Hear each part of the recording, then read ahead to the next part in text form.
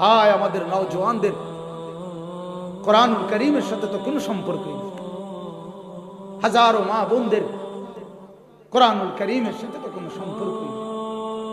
হাজারো আল্লাহর বান্দা মুসলমান তো জানেও না আল্লাহর কোরআন পড়তে হয়, আল্লাহর কোরআন তিলাওয়াত করতে হয়। আহা, কেন এত অবহেলার শিকার হলো কোরআন আমাদের কাছে? কেন আমরা একজন সাধারণ মুসলমান হওয়ার পরও এই কথাটা কেমনে মুখে বলে, মনে বলে আমি কোরআন পড়তে পারি না, অথচ আমার হায়াত শেষ হয়ে যেতেছে। আহা, কোরআনুল কারীমের সাথে এই অবহেলা কেন আমাদের? কোরআনুল কারীমের মধ্যে আছে বাপ, وقال الرسول يا ربي ان قوم اتخذوا هذا القرآن مهجورا।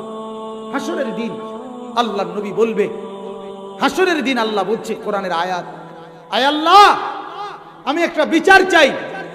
নবীজি বলবে ইয়া রব্বি, হে আমার মাওলা আমি বিচার চাই ওই লোকগুলোর ব্যাপারে যেই লোকগুলো ইত্তাখাযু হাদাল কোরআনা মাহজুরা, যারা তাদের জীবন থেকে আমার এই 23 বছরের মেহনতের কোরআন, এই কোরআনের পৃষ্ঠার মধ্যে আমার তায়েফের রক্ত আছে, এই কোরআনের মধ্যে আমার উহুদের রক্ত আছে, এই কোরআন কারীম, এই কোরআনের ভার বহন করতে গিয়ে আমি পেটে পাথর বাঁধছি, এই কোরআনের ভার সইতে গিয়ে আমি তায়েফে রক্তাক্ত হয়েছি, এটার মধ্যে আমার 23 বছরের দিবা রাত্রির ঘাম, মেহনত, পরিশ্রম আমার সব এটার সাথে জড়িয়ে আল্লাহ আমার এই কষ্টের আমানত হাদাল কোরআন, এই কোরআনকে তারা মাহজুরা, তারা তাদের জীবন থেকে পরিত্যক্ত করে দিছে, জীবন থেকে আলাদা করে দিছে।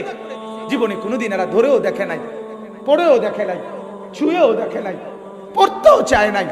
আল্লাহ আমি এদের বিরুদ্ধে বিচার প্রার্থী হলাম, আল্লাহ আমি এদের কাছে বিচার চাইলাম।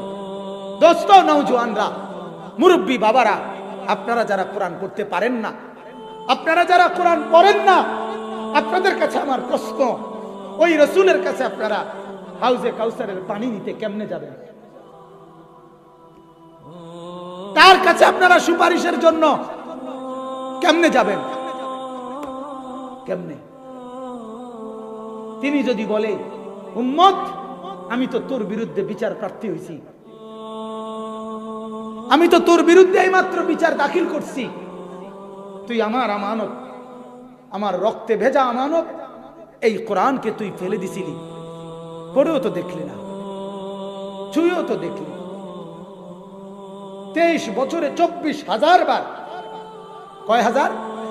24,000 বার জিব্রাইল আসমান থেকে নেমে আসছে কোরআনের আয়াত। 24,000 যতবার কোরআন নাজিল হয়েছে, ছোট কিংবা বড়, এক আয়াত কিংবা 2 আয়াত, 2 শব্দ কিংবা 10 শব্দ, ততবার আল্লাহর রাসূলের সমস্ত দেহ মোবারক ঘামে একদম ভিজে গেছে। প্রচন্ড শীত, কনকনে কুয়াশার মধ্যেও আম্মা জান আয়েশা বলছে, বুখারীর হাদিস, একেবারে প্রথম পৃষ্ঠার হাদিস বুখারী শরীফে, ওয়া ইন্না জাবিনাহু লা ইয়াতাফাসসাদু আরাকান, নবীজির সমস্ত দেহ, কপাল ঘামে দরদর করে ভিজে গেছে। এত ভারী, এত মজবুত, এত দামি কোরআন আল্লাহ তাআলার কাছ থেকে গ্রহণ করছে উম্মতের জন্য, আপনাদের জন্য। হায়, ফেলে দিলেন আপনি, আলাদা করে দিলেন। পান, বিড়ি, চা, বিস্কুট, চা দোকানের গপ, হ্যাঁ, কারো হাতে মোবাইল, কেউ ফেসবুক, কেউ ইউটিউব, কেউ টেলিভিশন, কেউ নাটক, কেউ সিনেমা, কেউ বাজার, কেউ মার্কেট, মা বোনদের বেপরদিগি, ছেলেদের নিজেদের মধ্যে আড্ডা, মুরব্বীদের চা দোকানের গপ্প গুজারি, এই কিছু করেই জীবন মানে কোন রকমে কড়া ভাত খাওয়া, জীবন মানে একখান বিল্ডিং করা, ভিতরে বাথরুম, যাতে পেশাব পায়খানার জন্য, কারণ যেখানে যাতে খাইতে পারে, যেখানে মুততেও পারে, যেখানে এখানে, এই জন্য এই সুবিধার্থে ভিতরে বাথরুম। আপনার আর কি জিন্দিগি, যেখানে খানা হেনে বাথরুম, সব সুবিধা একসাথে। কাজেই জীবন মানে আর কি, কয়টা ভাত খাওয়া, আর অবসরটুকু চা দোয়ানে গপ মারা, ছেলেগুলোর মোবাইল টিপা, মহিলাগুলোর মার্কেটে যাওয়া, বাকিরা যার যে ধান্দায় দুনিয়া সাজাবার, দুনিয়া নিয়ে ব্যস্ততা। আখিরাত কোথায় আমাদের? আমাদের কবর কোথায়? আমাদের পরকাল কোথায়? আমরা মালিকের কাছে প্রতিদিন যে কবরে যাইতেছে বাপ, আপনারা যাবেন না? বলেন না, আপনারা যাবেন না কেউ? আমি তো যাব, আমি তো যাব। হযরত ওমর রাদিয়াল্লাহু তাআলা আনহু বলতেন, কুল্লা ইয়াউমিন ইউকালু মাতা ফুলান মাতা ফুলান। হযরত ওমর রাদিয়াল্লাহু তাআলা আনহু বলতেন, প্রতিদিন ঘোষণা হয় আজ অমুক মারা গেল, আজ অমুক মারা গেল। ওয়ালা বুদ্দা মিন ইয়াউমিন ইউকালু মাতা ওমর। আর একদিন নিশ্চিত এই ঘোষণা হবে আজ ওমর মরে গেল, আজ ওমরের মৃত্যু হলো, ওমরের মৃত্যু হলো। হযরত ওমর রাদিয়াল্লাহু তাআলা প্রতিদিন এই কথা বলতেন যে হায় সেদিন অচিরেই ঘোষণা হবে, এই কিছুদিনের মধ্যেই ঘোষণা হবে একদিন যে ওমর আজ চলে গেল, ওমর চলে গেল। তাইলে আমার বাপ, আপনারা প্রত্যেকেই ফিকির করেন। আমি আসলে আইসেই ঢুকে এখানে একটা হুলস্থুল দেখছি, এই জন্য আমার কাছে মনে হয়েছে যে এটা আসলে এই হুলস্থুল হবে কেন? আমাদের উচিত ইনসাফ হবে। আল্লাহর কথা, দ্বীনের কথা শতভাগ যিনি বলুন, আসরের পরে যিনি বলছে এটা দামি কথা, জোহরের পরে যিনি বলছে এটাও দামি কথা, মাগরিবের পরে যিনি বলছে এটাও দামি কথা, রাত 12টা বাজে যিনি বলবে এটাও দামি কথা। ওয়াজ মাহফিলের এই প্রধান বক্তা, বিশেষ বক্তা, প্রধান আকর্ষণ, বিশেষ আকর্ষণ, প্রধান আলোচক, বিশেষ আলোচক, আন্তর্জাতিক খ্যাতি সম্পন্ন মুফাসসিরে কোরআন, বিশিষ্ট ইসলামী চিন্তাবিদ, বৈরবের ফুল, যমুনার ব্রিজ, কথা বুঝেন না? আডার বস্তা, হ্যাঁ, এই সমস্ত সংবম ধোকা, এগুলা ধোকা, এগুলা ধোকা। কিসের প্রধান অতিথি আর বিশেষ অতিথি? কিসের প্রধান বক্তা আর বিশেষ বক্তা? সব এক আরশে আজিমের মালিকের গোলাম সব। আমিও মুখাতব, আপনারাও মুখাতব, মানে আমিও এই শব্দগুলোর সম্বোধন আমাকেও আপনাদেরকে, কথা বুঝেন না? এখন এই কোরআনের প্রতিটা আমি বসছি আর কি, আলোচনা মুজাকারার স্বার্থে আমরা বসলাম আর কি, কিন্তু মূলত কোরআনের প্রতি হরফের সম্বোধন আমাকেও আপনাদেরকেও, ঠিক কিনা বলেন? কোরআনের কোন আয়াত আপনাদের জন্য শুধু, আমার জন্য নয়, সেটা কি? কোন পৃষ্ঠাটা আছে? কোন শব্দ? এটা মুহাম্মদুর রাসূলুল্লাহ সাল্লাল্লাহু আলাইহি ওয়াসাল্লাম, উনাকে পর্যন্ত আল্লাহ বলছে ওয়া'মুর আহলাকা বিস-সালাত ওয়াসতাবির আলাইহা, কোরআনের আয়াত। আল্লাহ নবীকে বলছে আপনি আপনার পরিবারের সদস্যদেরকে নামাজের আদেশ করুন, ওয়াসতাবির আলাইহা, আপনি নিজেও নামাজের উপরে মজবুত থাকুন। উনাকে বাদ দিয়ে বলছে, কথা বলেন। হ্যাঁ, আল্লাহ আমাকে বলছে ইয়া আইয়ুহান নাস উবুদুল্লাহ, হে মানুষ তোমরা আল্লাহর ইবাদত করো। নবীকেও বলছে ওয়াবুদ রব্বাকা, আপনি আপনার রবের ইবাদত করুন। কোরআনের আয়াত, ওনাকে বাদ দেয় নাই, ওনাকেও বাদ দেয় নাই।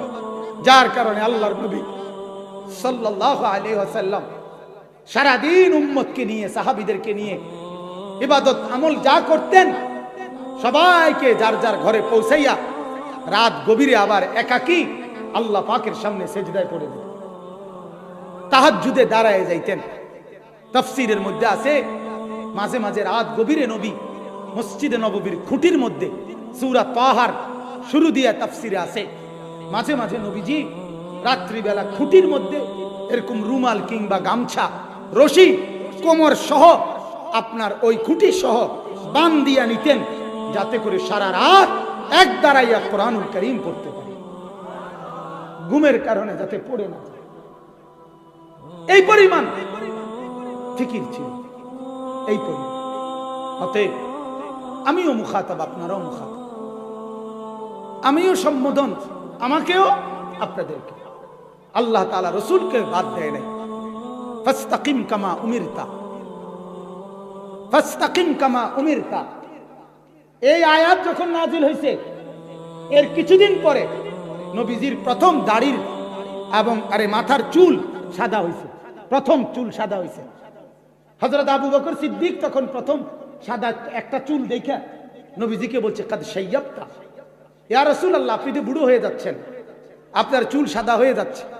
আল্লাহর নবী তখন বললেন, শাইয়াবাতনি হুদ ইয়ানি হাদিহিল আয়া। আল্লাহর নবী বললেন, আবু বকর, কোরআনুল কারীমের এই আয়াত আমাকে বুড়া বানায় ফেলছে। কি সেই আয়াত? এই ফাসতাকিম কামা উমিরতা। আল্লাহ বলছে, নবী, যতগুলো আদেশ আপনাকে করা হয়েছে আমি আল্লাহর পক্ষ থেকে সবগুলোর উপরে কেউ না মানুক, আপনি একা হলেও মজবুতের সাথে কায়েম থাকেন। ফাসতাকিম এক শব্দ না, ওয়াহিদ না, আপনি একা টিকে থাকেন, উম্মত কেউ না থাকুক, আপনি জমে থাকেন। এজন্য হুনাইনের যুদ্ধে, নবীজির জীবনের একটা যুদ্ধের নাম ছিল হুনাইনের যুদ্ধ। মক্কা বিজয়ের পরে যে যুদ্ধে নবীজির সাথে সাহাবী ছিল 12,000, কাফের ছিল মাত্র 4,000। নবীজির জীবনে একটাই কেবল যুদ্ধ, এই যুদ্ধের নাম হুনাইনের যুদ্ধ। কি নাম? হুনাইন। এটা কোরআনও ব্যবহার আছে শব্দটার। তো এই যুদ্ধে কাফের কম ছিল, মুসলমান বেশি ছিল, এটাই একটা যুদ্ধ। কাফের হইল মাত্র 4,000, মুসলমান হইল কি 12,000। এই নতুন, এর মধ্যে নতুন মুসলমান ছিল 2,000 নও মুসলিম।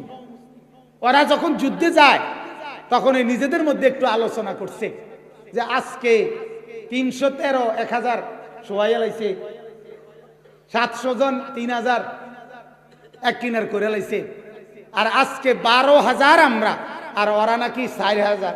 আজকে তো প্রথম রাউন্ডে নাই, বুঝেন না? এতে তো সব প্রথম ওভারে হয়ে যাবে সব। অর্থাৎ এগুলো তো আর আজকে খারাইতেই পারতো না কাফের গুলো, অল্প যেহেতু। এই প্রথমেই যুদ্ধের ময়দানে ঢুকতেই মুসলমানরা কাফের এই 4,000-এর এমন আক্রমণ হয়েছে, 12,000 সাহাবী ময়দান সাইরা একবার চিট্টা বিট্টা যে যেদিকে পারে গেছে। পয়লা রাউন্ডে উনারাই নাই, ইমানদাররাই নাই, বুঝেন? ওই যে একটু ভিতরে আইয়ালাই ছিল, বুঝছেন না কথাটা? একটু আল্লাহ কয় না, আইয়াই লোক এটা বুঝে দিচ্ছে না, আল্লাহ নারাজ হয়েছে। ইদ আজাবাতকুম কাসরাতুকুম, কোরআনে আল্লাহ ব্যবহার আধিক্য বেশি, এটা তোমাদেরকে একটু অহংকারী করে দিছিল না? অহংকিল্লা ফাল্লা নাকা। এই তখন আমি বলতেছিলাম যে কথাটা, 12,000 সাহাবী যখন সরে গেছে, বেপেরেশান হয়ে গেছে, আল্লাহর নবী তখন একা যুদ্ধের ময়দানে একাই তিনি দাঁড়াইছেন। আর তিনি ডাক দিয়ে বলছে, আনান নাবিয়্যু লা কাযিব। সাহাবীদের দিকে তাকাইয়া বলছে, শোনো, আমি নবী, আমি মিথ্যাবাদী না, আমার উপরে আল্লাহর সাহায্য আসবেই আসবে, তোমরা ফিরে আসো। এরপরে কাফেরদের দিকে তাকাইয়া বলছে, আনা ইবনু আব্দুল মুত্তালিব। শোনো বেঈমানরা, ওরা যদি কেউ না আসে কোনো অসুবিধা নাই, আমি আব্দুল মুত্তালিবের বংশের ছেলে, আমার বংশ কোনোদিন যুদ্ধের ময়দানে পিঠ দেখায় নাই, বুক পাইতা দিছে, আমি একা হলেও থারায় থাকো, আমি একা হলেও লড়াই করব। এরপরে হাদিস আছে সাহাবীরা সব আবার নতুন করে রেডিও, মানে সাথে সাথে ফিরে আসছে, আল্লাহ মুসলমানদেরকে বিজয় দান করছে। তাইলে বুঝলেন কি না বাপ? কি বুঝাইলাম? মূল বক্তব্য এই কথাটাই বুঝাইলাম। আমরা আমাদের ওয়াজ মাহফিল, দ্বীনি নসিহত, এটা যেন হৃদয়ের খোরাক হয়। কিসের খোরাক? কথা বলেন, কিসের খোরাক হয়? হৃদয়ের খোরাক, দিলের মধ্যে যেন অনুভূতি হয়, একটু ফিকির হয়। আমার শায়েখ আল্লামা মুফতি মুশতাকুন নবী সাহেব, আলহামদুলিল্লাহ, তার হাজারো বয়ানে, তার অঝরে চোখের পানিতে, শুধু আজ বাংলাদেশ না, বাংলাদেশি মুসলমান পৃথিবীর যত দেশে আছে সর্বত্র হাজারো যুবক তার শুধু চোখের পানিতেই তাদের জিন্দেগি বদলায় গেছে। চোখের পানির বড় দাম। চোখের পানি জাহান্নামের আগুন হারাম করে দেয়। চোখের পানি কি করে দেয়? জাহান্নামের আগুন হারাম করে। আইনান লা তামাসসুহুমান নার, নবীজি বলছে দুইটা চোখ, যেই দুই চোখকে জাহান্নামের আগুন স্পর্শ করবে না। আইনুন বাকাত মিন খাশিয়াতিল্লাহ, একটা হলো ওই চোখ যেই চোখ আল্লাহ তাআলার ভয়ে কাঁদে, যে চোখ দিয়ে আল্লাহর ভয়ে পানি পড়ে। আল্লাহর নবী সাল্লাল্লাহু আলাইহি ওয়াসাল্লাম বলছে 7 ধরনের ব্যক্তিকে আল্লাহ তাআলা তার আরশের নিচে ছায়া দান করবেন। শুনছিলেন না কথা? এটা কথা বলেন না। কয় ধরনের? 7 ধরনের ব্যক্তি। এর মধ্যে একটা হলো ওই ব্যক্তি, নবীজি বলছে রাজুলুন যাকারাল্লাহ খালিয়ান ফাফাদাত আইনাহু, ওই ব্যক্তি একাকী গোপনে আড়ালে যে আল্লাহ পাকের জিকির শুরু করছে, আল্লাহকে ডাকতে শুরু করছে, এবার তার দুই চোখ থেকে অজরে পানি ঝরতেছে।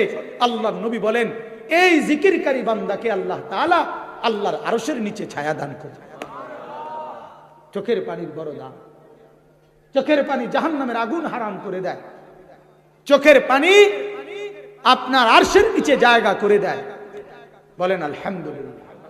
এজন্য চোখের পানির বড় দরকার, আঁসু দরকার, আঁসু দরকার, হৃদয়ে ব্যথা দরকার, কলিজায় বেদনা দরকার, আফসুস দরকার, আফসুস আহ দরকার, বাহ বাহের চাইতে, মানে খুব হইছে, খুব হইছে, বিরাট কিছু, এর চাইতে আফসুস বেশি দরকার যে আহা কি করছি, জীবনটা আমার কেমনে গেল, জিন্দিগি আমার কেমনে শেষ হয়ে যাচ্ছে, আমার নামাজ কোথায়, আমার রোজা কোথায়, আমার সেজদা কোথায়, আমার জিকির কোথায়, আমার তিলাওয়াত কোথায়, আমার আখিরাত কোথায়, আমার কবরের প্রস্তুতি কোথায়, আমার তো সংসার সাজাইতে সাজাইতে, দুনিয়া সাজাইতে সাজাইতে চলে গেল। এই অনুভূতি, এই বিবেক, এই আফসোস, এই পেরেশানি, এই অস্থিরতা যদি জাগে তাইলেই সার্থক। বলেন আলহামদুলিল্লাহ, বলেন আলহামদুলিল্লাহ। অতএব সবাই চেষ্টা করবেন তো ইনশাআল্লাহ। আপনাদের কাছে অনুরোধ, প্রত্যেকে ইনশাআল্লাহ আল্লাহর কথা যখন শুনবেন হৃদয়ে ব্যথা নিয়ে, অনুভূতি নিয়ে শুনবেন, দেখবেন এতে আল্লাহ তাআলা বরকত দান করবেন। আল্লাহ তাআলা আপনাদের সবাইকে বরকত দান করুক। বলেন আমিন। সম্মানিত হাজিরিন, আমাদের শায়েখ দামাত বারাকাতুহুম হযরত আলহামদুলিল্লাহ চলে আসছেন। সকলেই বলেন আলহামদুলিল্লাহ, সকলেই বলেন আলহামদুলিল্লাহ। অতএব আমি আগেই বলছি, হযরত ইনশাআল্লাহ কিছুক্ষণের মধ্যেই চলে আসবেন। আমি মূলত অল্প কিছুক্ষণ সময় আপনাদের সাথে একটু মুজাকারাই করলাম। আমার মূল উদ্দেশ্য ছিল এটাই, আপনাদেরকে বলা যে আমরা যেন কোনোভাবেই নিজেদের ওয়াজ, নিজেদের মাহফিল, নিজেদের এই মজলিসগুলোকে লৌকিকতা, তাকাল্লুফওয়ালা না বানাই, বরং আমরা যেন এগুলোকে আখিরাতের সামান, রুহের খোরাক, দিলের খোরাক, আল্লাহর ভয়, আখিরাতের ভয়, কবর হাসর, পরকালের ভয় যেন তৈরি হয়, আল্লাহর জিকির, আল্লাহর স্মরণ যেন কলিজার মধ্যে জাগ্রত হয়, এমন যেন হয়, এরকম যেন উদ্দেশ্য হয়, এরকম ইন্তজাম যেন হয়, এমন যেন বলা হয়, এমন যেন শোনা হয়। আল্লাহ তাআলা আমাদেরকে তৌফিক দান করুন। হুজুর আসবেন? জি, বলেন আলহামদুলিল্লাহ।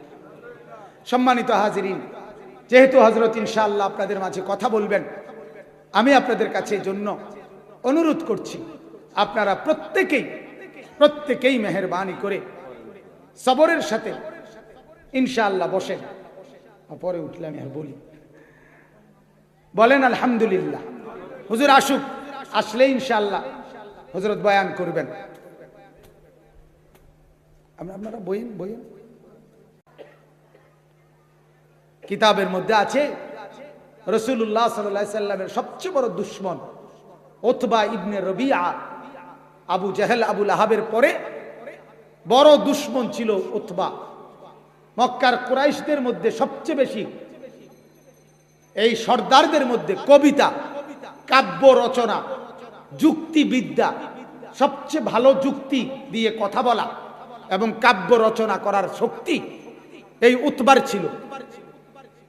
এই উতবা একদিন আল্লাহ রাসূল সাল্লাল্লাহু আলাইহি সাল্লামের কাছে গিয়ে বলছে, মুহাম্মদ, তুমি আমাদের একটা ঐক্য ছিলাম আমরা, তুমি আমাদের এই একতাটাকে নষ্ট করে দিছ, তুমি আমাদের মধ্যে একটা বিভেদের পাহাড় তৈরি করে ফেলছো। আমাদের মধ্যে একটা ফাটল তৈরি করে ফেলছো তুমি। কিছু লোক তোমার অনুসারী আর কিছু লোক আমাদের দেবদেবীর অনুসারী।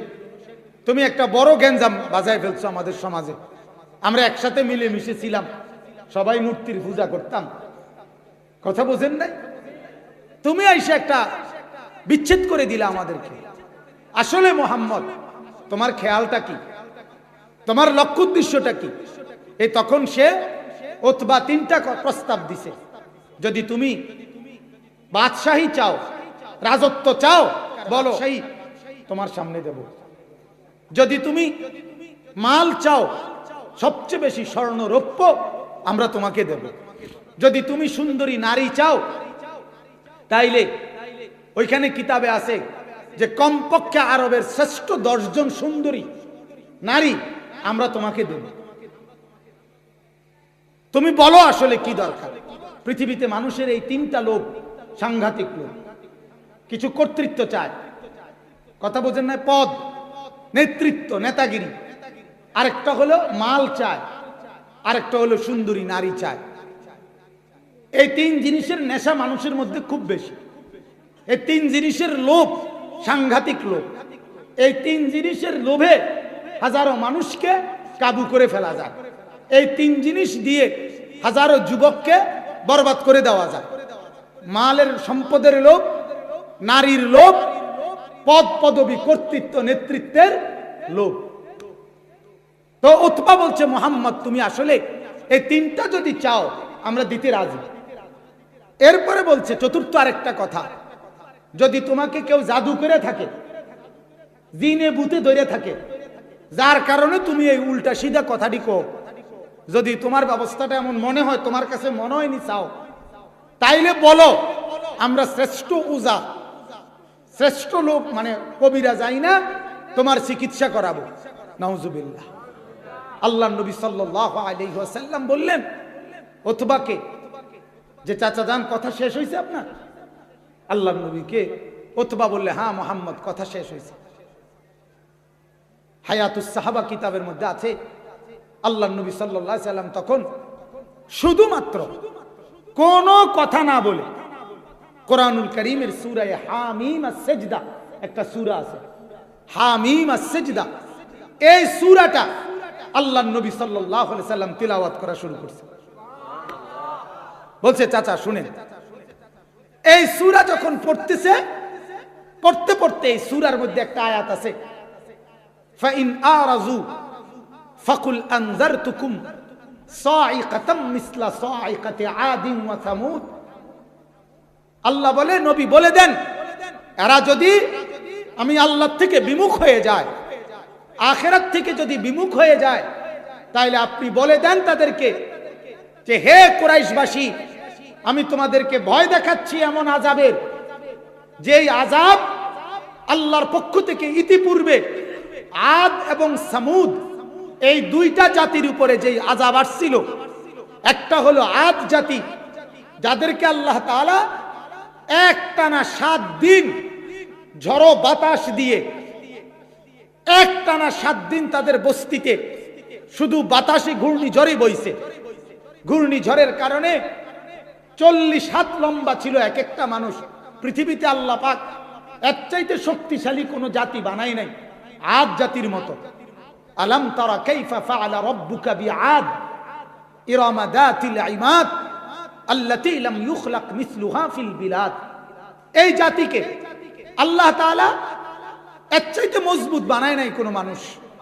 ওই মানুষগুলো 7 দিনের ঝড়ো বাতাসে, আল্লাহ কোরআনে বলছে কাআন্নাহুম আজাজু নাখলিন খাবিয়া, লম্বা লম্বা উঁচা খেজুরের গাছ ঝড়ের বাতাসে যেরকম ভাঙ্গা ভাঙ্গা আগা ঠাস ঠাস করে পড়ে, এই লম্বা লম্বা মানুষগুলো এইভাবে পড়ে সব দুধের বাচ্চাটা সহ নিশ্চিহ্ন হয়ে গেছে।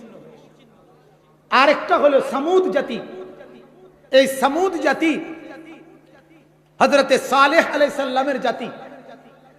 এই জাতিকে আল্লাহ তাআলা আযাব দিতে গিয়ে একজন ফেরেশতা পাঠাইছেন।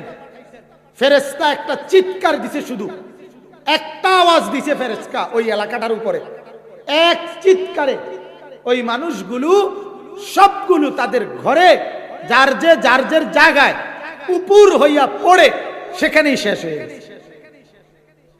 ফাসবাহু ফি দারিহিম জাসিমিন, তারা তাদের ঘরগুলোর মধ্যে উপর হইয়া পড়ছে। আল্লাহ কোরআনে এখানে বলছে যে যদি তোমরা আমার থেকে বিমুখ হও, কুরাইশরা মনে রাখো এই আদ এবং সামুদ এই দুই জাতির আযাবের কথা ওরা জানতো, এরা এই ঘটনাটা জানতো। তো এরা ওই দুই আযাবের মতো আযাব আমি তোমাদেরকে দেব। কিতাবের মধ্যে আছে, এতটুকু পড়াতেই উতবা ইবনে রবিয়া আল্লাহ রসুলের মুখের মধ্যে হাত দিয়ে ধরছে, মুহাম্মদ আর পড়ো না, আর আগায়ও না, ভয়ে কাঁপতে শুরু করছে। এরপরে কুরাইশদের কাছে না গিয়ে নিজের ঘরে লম্বা সময় চুপ হইয়া বসেছিল। এরপরে কুরাইশরা আসার পরে বলছে, হায় তুমি যে মুহাম্মদের কাছ থেকে আইসা তোমার অবস্থা যে পরিবর্তন দেখা যায়। উতবা তখন বলছে কুরাইশদেরকে, হে কুরাইশরা, তোমরা, আমি তোমাদেরকে অনুরোধ করছি মুহাম্মদের বিষয়টা তোমরা ছেড়ে দাও, তাকে তার অবস্থার উপরে ছেড়ে দাও। তার সাথে তোমরা কুলাইতে পারতা না। সে যেই মালিকের কথা আমারে শুনাইছে, এই কথাটা শোনার পরে আমার কলিজার ভিতরে আমার উপরেও এখন আযাব আসতে পারে, এই ভয়ে আমার শরীর অন্তরাত্মা কাঁপতে শুরু করছে। আমার বলার উদ্দেশ্য হলো এই কথাইটা যে কোরআনুল কারীমের তেলাওয়াত শুনবার পর এক নিকৃষ্ট কাফের, তার কলিজাটার ভিতরে একটা নাড়া পড়ে গেছে, তার ভিতরে একটা ভয় আর আতঙ্ক ধরছে। কিন্তু মুসলমান আজ আমরা এমন হলাম, আহা, আমাদের মসজিদে কোরআন শরীফ, আমাদের ঘরে কোরআন শরীফ, আমাদের কিতাব কোরআন শরীফ, আমরা জানি এটা কোরআন, আমরা জানি এটা আমাদের জন্য, আমাদেরকে আল্লাহ এটা পড়তে বলছে, এটা আল্লাহর আদেশ। আমাদেরকে বলছে এটার তেলাওয়াত করতে, আমাদেরকে বলছে এটার তাফসীর পড়তে, আমাদেরকে বলছে এটার মতে আমল করতে। কিন্তু আমরা দুর্ভাগা মুসলমান, সংখ্যাগরিষ্ঠ মুসলমান, আমরা আল্লাহর কোরআনটুকু আমরা পড়তে জানি, কোরআনটুকু পড়তে জানি। আমরা কোরআনটুকু পড়া দরকার, এই অনুভূতিও আমাদের মধ্যে নাই, এই বিবেকটুকু আমাদের মধ্যে নাই। আল্লাহ আমাদেরকে বুঝ দান করেন, আল্লাহ আমাদের কলিজায় ফাহাম বুঝ দান করেন। ইন্নামাল মুমিনুনাল্লাযীনা ইযা যুকিরাল্লাহু ওয়াজিলাত কুলুবুহুম ওয়া ইযা তুলিয়াত আলাইহিম আয়াতুহু যাদাতহুম ঈমানা। রব্বুল আলামিন বলেন, ইন্নামাল মুমিনুন, নিশ্চয়ই মুমিন তারা, আল্লাযীনা ইযা যুকিরাল্লাহ, যাদের সামনে যখন আমি মাওলার জিকির করা হয়, আমি মাওলার কথা উচ্চারণ করা হয়, আমি আল্লাহর নাম নেওয়া হয়, ওয়াজিলাত কুলুবুহুম, ঈমানদারের দিল আমি আল্লাহর ভয়ে তখন কাঁপতে থাকে। এমন যাদের দিল হয় তাদেরকেই বলা হয় মুমিন। কি বলা হয়? ওয়া ইযা তুলিয়াত আলাইহিম আয়াতুহু যাদাতহুম ঈমানা। আর রব্বুল আলামিন বলেন, তারাই তো মুমিন, তারাই তো ঈমানদার, যখন তাদের সামনে আমি রব্বুল আলামিনের কোরআনের আয়াতগুলো তিলাওয়াত করা হয়, তখন তাদের ঈমান আগের চাইতে আরো বেশি বেড়ে যায়। আমরা ইমাম সাহেব ফজরের নামাজে, মাগরিবের নামাজে, এশার নামাজে ইমাম সাহেব কি সুন্দর তিলাওয়াত করে, মুসল্লি নাক খাই যায়, নাক খাও যায়, দাড়ি নিয়ে খসর খসর করে, পাঞ্জাবি ঠিক করে, বুতাম ঠিক করে, লড়ে, ঠিক করে, নাক করে, চংবং, ঠিক না? ফ্যান গনে, এরকম কার হালাইয়া, সুইচ গনে, ফ্যান গনে, কোনো মসজিদের ফ্যান কোনো কেউ নিল গানি। এই দিলের মধ্যে কোনো তরফ ওঠে না, দিলের মধ্যে কোনো বেচাইনি ওঠে না, দিলের মধ্যে কোনো আলাদা অনুভূতি আসে না। আল্লাহ আমাদেরকে মাফ করে দেয়। ফিকির করেন মুমিনের লিস্টিতে আছেন কিনা দেখেন। আমার শায়েখ বলে মাঝে মাঝে দিলের দিকে তাকানো দরকার, আমার ঈমান জাগাত আছে কিনা। আমি ইমানদারের মতো আছি কিনা, আমার ইমানের হালাত কি, এটা দেখা দরকার, এটা দেখা দরকার। সাহাবায়ে কেরামের ব্যাপারে আল্লাহ পাক কোরআনে বলছে, ওয়া ইদা সামিউ মা উনজিলা ইলার রাসূল তারা আয়ুনাহুম তাফিদু মিনাদ দামঈ। আল্লাহ বলে, আল্লাহ নিজে বলতেছে, নবী আপনার উপরে আমি আল্লাহ যে কোরআন নাজিল করছি, এই কোরআন যখন আপনার সাহাবীরা শুনে, তখন দেখবেন দেখেন তাদের চোখগুলো দিয়ে তখন আপনার জবানের তেলাওয়াত শুনে, কোরআন শুনে তাদের চোখ, তারা আয়ুনাহুম, দেখবেন আপনি তাদের চোখগুলো থেকে তাফিদু মিনাদ দামঈ, অঝরে পানি ঝরতে।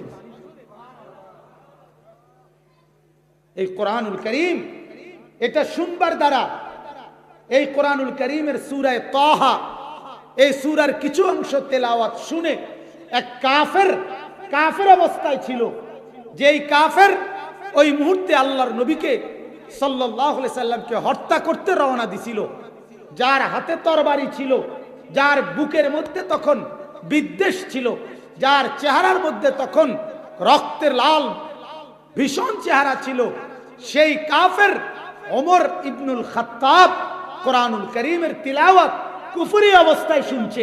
তখনও তো ঈমান আনে নাই, কথা বলেন না কেন? তখনও ঈমান আনছিল? তখনও তো ঈমান আনে নাই। কোরআনুল কারীমের তেলাওয়াত শুনছে তো দিল বদল হয়ে গেছে, লাফ দিয়া দাঁড়াইয়া বলছে নিজের বোন আর বোন জামাইকে, চলো মুহাম্মদের কদমের কাছে চলো, মুহাম্মদের গর্দান আর নেব না, নিজের গর্দান মুহাম্মদের কদমে দিয়ে দেব, যাও। কোরআন এমন আসর করছে।